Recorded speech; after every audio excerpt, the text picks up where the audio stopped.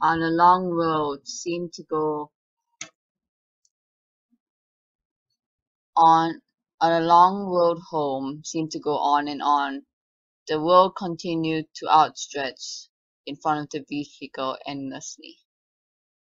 The light that shone through the branches of tall green trees danced across the window in random patterns, every once in a while obnoxiously shining in your eyes.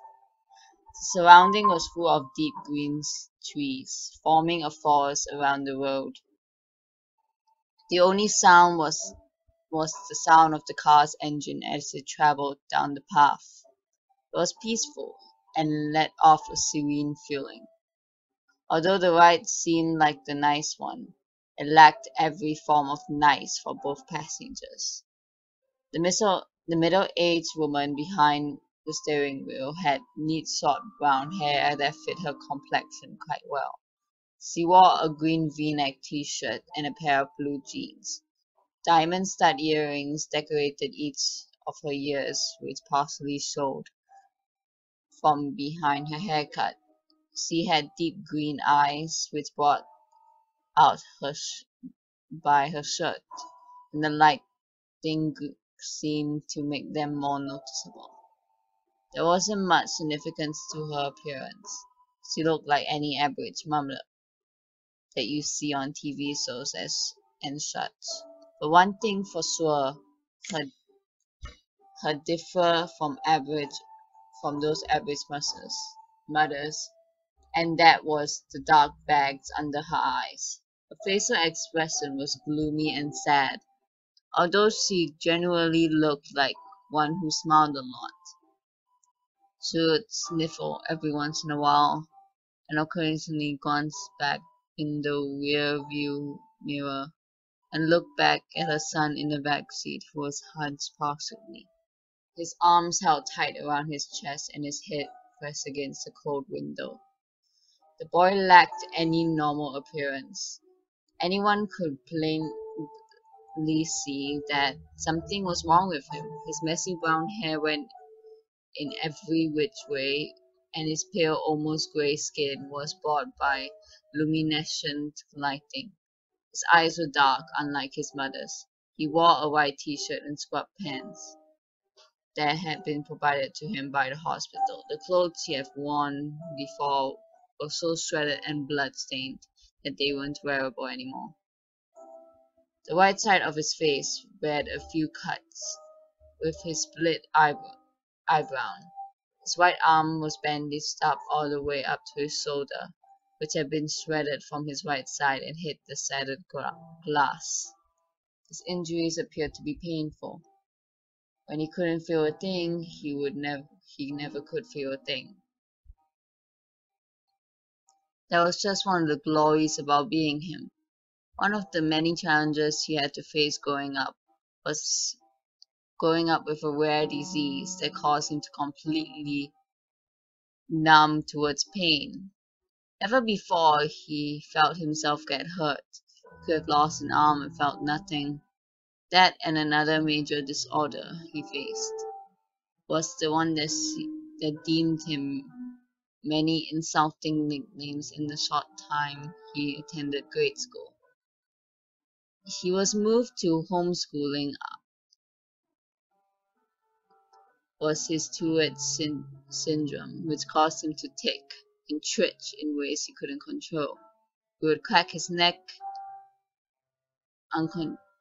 uncontrollably and twitching in every once in a while. The kids would tease him and call him Toby and mock him with exaggerated twitching and laughing. It got so bad he turned to homeschooling. It was too hard for him to be in a common learning environment with seemingly every kid poking, more like stabbing fun at him. Toby stared blankly out of the window. His face was empty of any depicable emotion, and every few minutes his shoulder, arm, or foot would twitch. Every bump that the car tire hit made his stomach turn. Toby Rogers was the boy's name, and the last time Toby remembered riding a car was when it crashed. That's all he thought about, and constantly replaying everything he had remembered before he blacked out. Over and over again, Toby had been the lucky one when his sister hadn't been so lucky. When the thought of his older sister came, he couldn't help but let his eyes begin to tear up. The horrible memories replayed in his mind. The screaming had been cut off when the front of the car was smashed in. It all went blank for a moment before Toby opened his eyes to see his sister's body. Her forehead pierced with glass shards, shards, shards. Her hips and legs were crushed. Under the force of the steering wheel, her torso pushed in from the late inflated airbag. This was the last thing he had seen of his dear older sister. The home, the road home continued on what seemed like forever. It took so long to get home, due to his mother wanting to avoid passing the site of the crash. When the surrounding gave into a familiar neighborhood, they had both been more than ready to get out of the car and step back into their home. It was an older neighborhood with quaint little houses on next to them. The car drove in on a little blue house with white window panes. They both quickly noticed the old vehicle that was parked in front of the house and the familiar figure who stood in the driveway. Toby felt atomic anger, frustration take over him at the sight of his father who wasn't there. His mother pulled the car up to the driveway beside him, before turning off the engine and preparing to step out and face her husband. Why is he there? Toby said quietly as he looked back at his mother, who reached to open the car door. He's your father, Toby. He's here because he wants to see you. His mother responded with monotone voice, trying to sound less shaky. Yet he couldn't have driven up to the hospital to see Libra before she died. Toby narrowed his eyes out the window. He was drunk that night, honey. He couldn't drive. Yeah, when is he not? Toby pushed open door before his mother and stumbled out onto the driveway where he met his father's gaze before looking down at his feet. The stern expression. His mother stepped out behind him and met her husband's eyes before walking around the car. His father opened up his arms, expecting a hug from his wife. She just walked past him and put her arm around Toby's shoulder and influenced him to begin walking inside. Connie, her husband began to say in under a raspy voice. What, no welcome hug, huh? She ignored her husband's obnoxious words and walked past him with her son under her arm. Hey, he's 16. He can walk by himself. His father began to follow them back in. He's 17. Connie glared back at him before opening the door to the house and stepping inside. Toby, why don't you get you in your room and to rest today? I'll come get you when dinner is ready. No, I'm 16. I can walk by myself, Toby said sarcastically. And glared back at his father before stumbling up the small staircase. Into his room, where he slammed the door violently. His little room didn't have much in it, just a small bed, a dresser, a window. And his walls had a few framed pictures of his family. Back then, they were a family. Before his father became an alcoholic and acted violently towards the rest of his family. Toby remembered when he was arguing with his mother and grabbed her by the hair and shoved her to the floor. And when Liva tried to break it up, she pushed her and she hit her back on the corner of the kitchen counter. Toby could never forgive him for what he did to his mother and sister. Never. Toby didn't care how much his father beat him down. He couldn't feel it anyway. What he did care about was how intentionally he hurt the only two people he cared about. And when he was waiting in the hospital where his sister took his last few breaths, the only person who didn't rush there was his dad. Toby stood by the window and looked out onto the street. He could have sworn he saw things out the corner of his eye. He quickly blamed it on the medication he had been put on. When dinner time was around and his mother caught up to him, Toby came down the stairs and hastily sat down at the table across from his father, and in between his mother and an empty chair. It was quite quiet, and his parents picked at their food, but Toby refused to eat.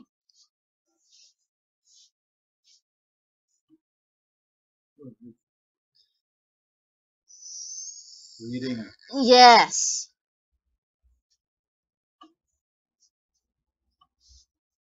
See now I have to cut out.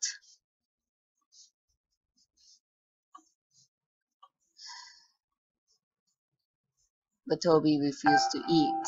Instead, he just watched his dad with a blank stare. His mother caught onto his stare towards his father and elbowed him.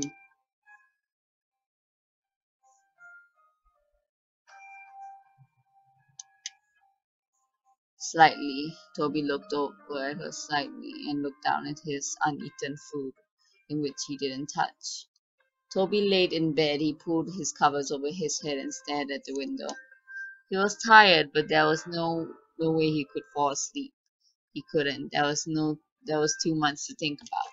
He had been debating on whether or not to follow his mother's directions and forgive his father or continue holding a grudge with his boiling hatred. He heard his door creak open and his mother padded into the room and sat on the bed next to him. On the bed next to him. He reached over and rubbed his back, which had been turned to her. I know it's hard, Toby. Trust me, I understand, but I promise it will get better, she said softly. When is he going to leave? Toby said in an innocent tone in his shaky voice. Connie let her gaze down to her feet. I don't know, honey. He's staying as far as I know, she replied. Toby didn't respond. He just continued to look forward at the wall, holding his damaged arm near his chest. After a few minutes of silence, his mother sighed. Before she leaned in to kiss his cheek and stood up to walk out the room. Good night, she said as she closed the door. The hours passed slowly and Toby couldn't quit tossing and turning. Every time he let his imagination take over, he heard the screeching of tires, screaming of his sister. He couldn't uncontrollably jerk in bed. He threw off his covers. Laying on his back, he pulled his pillow over his face and cried into it. He could feel his chest rise and fall as he let out each shaky breath as he cried. He could feel his own pitiful weeping. He would have been and crying if he didn't press his pillow over his face. After a few seconds, he drew the pillow off his face and sat up, hunched over, holding his head and breathing roughly. Tears streaming from his eyes, he couldn't help but cry. He tried to keep it in, but he couldn't help but whine and whimper. As he sat there shaking, he inhaled before he stood and walked around his bed to the window and peered out, taking deep breaths, trying to calm down. He rubbed his eyes and looked out at the group of tall pine trees across the street. He stopped suddenly, his gaze slowly centered on something standing under the streetlight.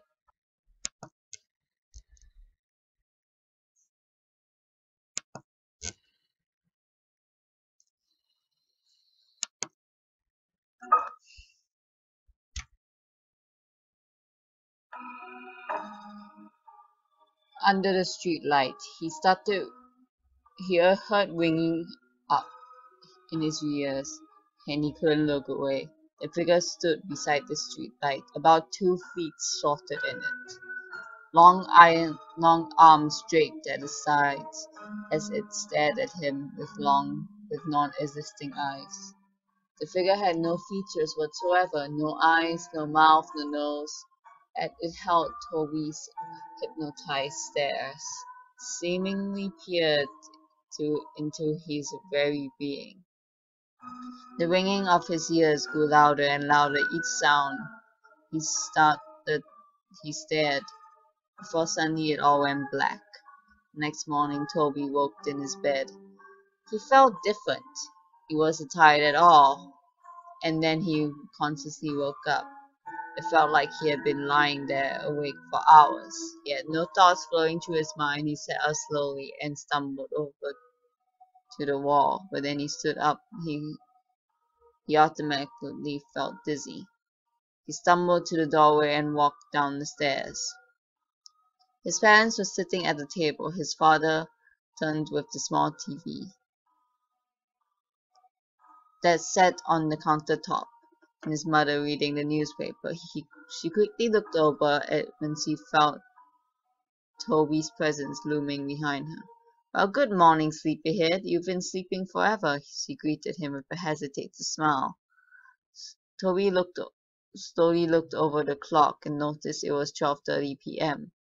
"I made you breakfast, but it got cold. I was going to wake you, but I felt you needed sleep." Her presence felt from happy to worried as her son resisted responding to her. "Are you all right?"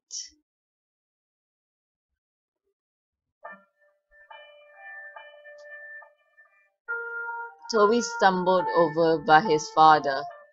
He felt as if he was idle, and had no control over his actions. He was seeing everything he did. It didn't seem to register in his brain properly. He reached out to his father's arm, but his hands ended up getting slapped. His father turned to him eruptively and pushed his chair over his foot. "Don't touch me, boy," he yelled. His mother stood up. "All right, knock that off. That is the last thing we need." The days went by and things continued as they were. Connie spent most of the time cleaning up the house, and her rude husband spent most of his time ordering her around. It was just how it used to be before the crash.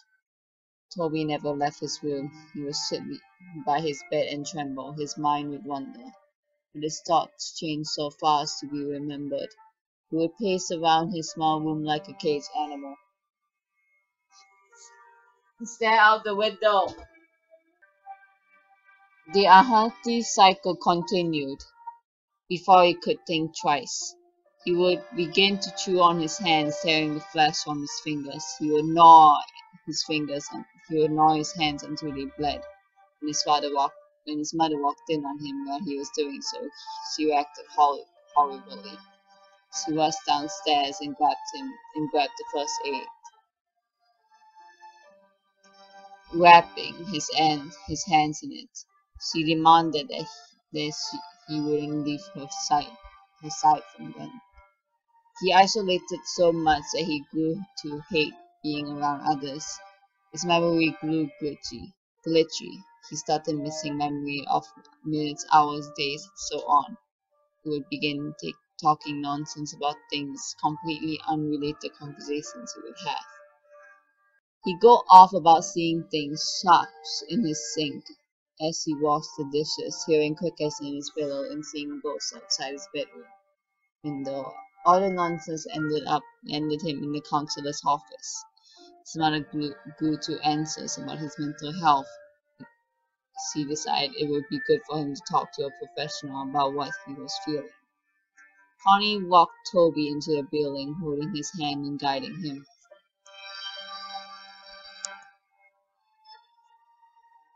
She walked up to the front desk and began talking to a lady who sat behind it. "Mrs. Rogers?" the lady asked. "Yeah, that's me." Connie nodded. "We're here to see Dr. Oliver." I'm here with Toby Rogers. Yes, right this way. The lady stood up and led them down a long hallway. Toby looked at the framed artwork down the hall and turned into the sound of the lady's high heels on the hardwood floor. She opened the door to a room with a table and two chairs. Yes, what? She opened the door to a room with a table and two chairs. If we can get him to sit in here for a few minutes, I'll get the doctor. She smiled and held the door open. Toby stumbled into the room and sat down at the table. He looked over at his mother and the lady before the door slowly shut behind them. He looked around the room before he held up his tightly bandaged hand and began to bite at the bandages to unwrap his hand, but was interrupted as the door swung open, and a young woman in black and white spotted dress with long blonde hair stacked in, holding a clipboard and a pen. "Toby?" she asked with a smile. Toby looked up at her and nodded. "Nice to meet you, Toby. My name is Dr. Oliver." She put her hand out for him and shake but hastily pulled away when she noticed his bandaged hands. "Oh!"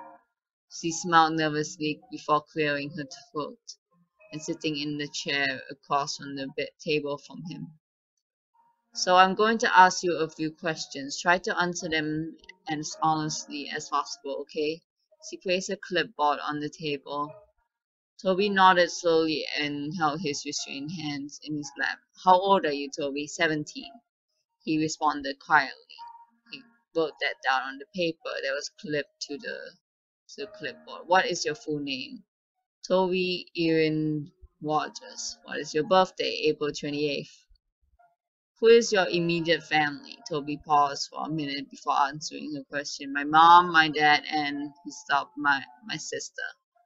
"I heard about your dear sister. I'm really sorry." Her expression faded into a smile of pity-filled look. "Do you remember anything from the crash, Toby?" Toby looked away from her. His mind went blank for a moment. He looked down at his lap and in the surrounding. He felt a faint whining sound. His eyes widened as he froze in place. He froze in place. "Toby," the counselor asked. "Toby, are you listening?" Toby felt a shiver go down his spine until he froze again and slowly looked over the little window through the door. Then he saw it. A dark, featureless figure peering at him. He stared, eyes widened. The ringing growing louder and louder. Suddenly he heard the loud voice of the counselor broke his trance. "Toby!" she yelled.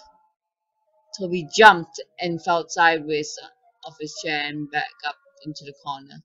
Dr. Oliver stood up, holding her clipboard to her chest. A surprised look in her eyes. Toby met her eyes again, his breath hitching as he twitched. That night Toby lay in bed, his eyes dazed as he stared up at the ceiling. He could feel himself begin to doze off. His eyes dazed as he stared straight up at his ceiling. He could feel himself begin to doze off when he heard the scattering of footsteps down his hallway. He sat up and looked towards the doorway, his door wide open. There was no light. Everything was lit by the luminescent blue glow of the moon through his window. Leaving a cold lighting, he stood up slowly and made his way towards the doorway. Suddenly the door, which was previously wide open, slammed at his face. He gasped and fell back. He was out of breath when he hit the ground. He began breathing heavily, his eyes wide open. He waited for a few seconds before getting back up on his feet. He reached out the gas and grasped the cold handle with his bandaged hand and it clicked open. He looked out into the dark hallway and tiptoed out his room. The window at the end of the hallway lit up the darkness with blue moonlight. As he padded his way down, he could hear footsteps rustling around him, a faint giggling led by the pitter-patter of small feet. It sounded like a child had run in front of him. Giggling and running around the hallway was a lot longer than he had remembered. It seemed endless, like the ride home from the hospital. He heard a door creak in front of him. Mom! Suddenly a door slammed behind me. He jumped and turned around. Behind him he heard a long, eerie groan from behind him. That sounded to croak right in his ear. He, he turned around as fast as he could, and was suddenly face to face with none other than his dead sister. Her eyes were clouded white, her skin pale, and the right side of her jaw was only dangling by the tissue and muscle, glass approaching, protruding from her forehead, and black blood leaking down her face. Her blonde hair pulled back into a ponytail as it always was, wearing her grey t-shirt and athletic shorts, which were dirty and spotted with blood. Her legs were bent in ways they shouldn't be. She stood emitting a long croaking noise, only an inch away from Toby's face. Toby yelped and fell back. Yeah! He started to crawl backwards away from her, not not able to break the eye contact he held with her blank, dead eyes. He dragged himself backwards until he backed up into something. He stopped for a second. Everything was dead silent except for this heavy breathing and crying. He slowly looked up to meet the blank face of a tall, dark figure that stood before him. Behind the tall, dark mass were rows of children looking to range from 3 to 10 years old, their eyes completely black and dark black blood leaked from their eye sockets. He screamed and stood up as fast as he could, only to be tripped by dark black tendrils that wrapped around his ankle. He fell straight on his stomach and got the wind knocked out of his chest. He tried to scream out, but he couldn't make a sound. He wheezed out before it all went black. Toby woke up with a start. He screamed out and sat up as fast as he could. Completely short of breath, he wheezed out and held his chest in his bandaged hands. It was just a dream, just a dream. He lay down on his bed and rolled over to his side. It felt like a giant weight had been lifted off his chest as he took in deep breaths. He stood up and padded over to his window. He saw nothing. Nobody was out there, no ghosts, no figures, nothing. Heard the rustling and coughing of his father out the doorway. His door was closed. He walked over and opened it, looking out in the hallway once again. He padded down the hallway and into the kitchen, where he found his dad standing and having a smoke in their living room. Toby waited a second and watched him from around the corner before a burning feeling started deep in his chest. Deep boiling anger took over him. He heard the imaginary voices in his head. Do it, do it, do it, they chanted. He turned away and held his arms. He felt like he actually had control over himself, unlike he did for the past few weeks since he got home from the hospital. He had complete thoughts for just moments before they were clouded by chanting of little voices in his head. Kill him, he wasn't there, he wasn't there, kill him, kill him. They continued on. Toby trembled. No, no, he wasn't going to do it. What? Was he going crazy? No, he won't kill anyone. He can't. He hated his father, but no way he was going to kill him. That was it, the last thought he had before he fell into an idle state once again. The influence of the voices in his head was too much. He began to silently walk up behind his father. He reached over the counter to the knife holder in the kitchen and pulled out the largest knife that had been resting in that case. He grabbed it in his hand. He felt the sensation take over his chest. Let out a snicker. He began laughing so hard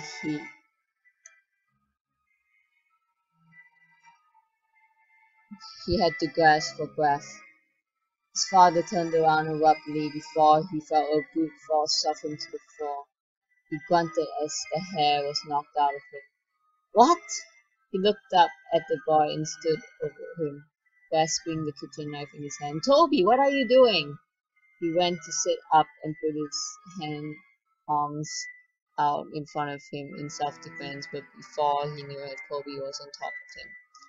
He went to grab his neck, but his father reached out and blocked his hand by grabbing onto his wrist. Stop! Get off me, you little fucker! He yelled, and with his other hand he threw an off-center punch towards Toby. But he didn't stop. The look in Toby's face was not sane. It looked as if a demon had taken control over him. He yelled back and went to stab the knife into his father's chest, but he blocked it and grabbed onto his wrist once again. He went to shove him back, but Toby kicked his feet in front of him and landed a hard blow straight to his face. His father recoiled and put his arms away to cuff his face. But Toby got back and drove the knife straight into his shoulder. His father let out a loud cry and went to put the knife up. But before he could, Toby threw his fist straight into his face. He began to pound his fist in his face, laughing and wheezing, cracked his neck and gripped the knife and ripped it out his shoulder. He drove it deep into his dad's chest and repeatedly stabbed into his torso, blood spilling out and getting splattered everywhere. He didn't stop until his father's body went still. He threw the knife over to the side and leaned over his body, coughing and panting. He stared at his messed-in face and sat there twitching until a loud scream broke the silence. He looked over to see his mother standing a few feet away, covering her mouth, tears streaming down her eyes. Toby! She screamed. Why did you do that? She cried. Why? She screamed. Toby stood up and began to back away from his father's bloody corpse. He began to back out the kitchen. He looked down at the blood-soaked bandages on his hand. He looked up at his mother one last time before he turned and ran out of the house. He ran into the garage and slammed his hand against the control panel on the wall. He pushed the button to open the garage door. Before he ran out, his father threw hatchets that had been hanging on the tool rack over the table full of jars, filled to the brim of old rusted nails and screws. One hatchet was new. It had a bright orange handle and a shiny blade.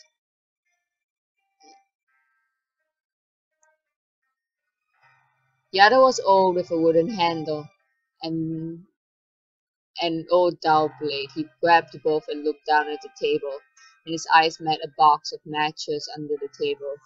The red gasoline tank. He held both of the hatches in one hand. He grabbed matches and gasoline before running out the garage, down the driveway and up the street. As he approached the street light, he could see that out his own bedroom. He heard pretty sirens into the distance. He turned around, and red, blue, flashing lights came rushing down the street. Toby stood for a second before he pulled open the cap on the gasoline tank. He ran down the street, spilling gasoline all over the street. He after him, and he turned and ran into the trees. He poured the last bit of gasoline out before he reached in his pocket and pulled out a match. He struck it against the box and immediately popped it. In an instant, flame burst out around him. The fire caught onto the trees, bushes around him, and before he knew it, he was surrounded by fire. Silhouettes of police cars were visible through the flames as he backed away into the forest around him. He looked around, but his vision was blurred. His heart was pounding. He closed his eyes for a moment. That was it. This was the end. Toby felt a hand on his shoulder. He opened his eyes and looked over to see a large right hand with long bony fingers rested on his shoulder. He followed the arm that was attached to the hand up to a towering dark figure. It appeared to be wearing a dark black suit, and its face was completely blank. It towered over Toby's small frame and looked down on him. Tendrils reached from its back. Before Toby, that was it. That was the end. That was how Toby Rogers died. A few weeks later, Connie sat in her sister's kitchen. Her sister Laurie sat next to her drinking a cup of coffee. About 3 weeks ago, Connie lost her husband and her son, and a few weeks before, she lost her daughter to a car crash. Since then, she moved in with her sister. The police were keeping her busy. They had just finished cleaning up the case, and the story had been released 2 weeks ago, and the focus of the world seemed to have shifted to a completely new story. Laurie switched on the TV to the news broadcast. On the TV, the news reporter began introducing the new headline. We have breaking news. Last night there had been a reported murder of four individuals. There are no suspects yet. The victims were a group of middle school kids who had been out in the woods late last night. The kids had been bludgeoned and stabbed to death. The investigators had covered a weapon at the crime scene, which appears to be an old dull blade hatchet, as you can see here. The picture changed to show a snapshot of the weapon exactly as it was left on the crime scene. Investigators had pulled the name of the possible suspect, Toby Rogers, a 17-year-old boy who a few weeks ago had stabbed his father to death and tried to cover up his escape by setting fire in the streets and the forest area around the neighborhood. Although they believed the young boy had died in the fire, investigators suspect that Rogers may still be alive, due to the fact that his body was never found.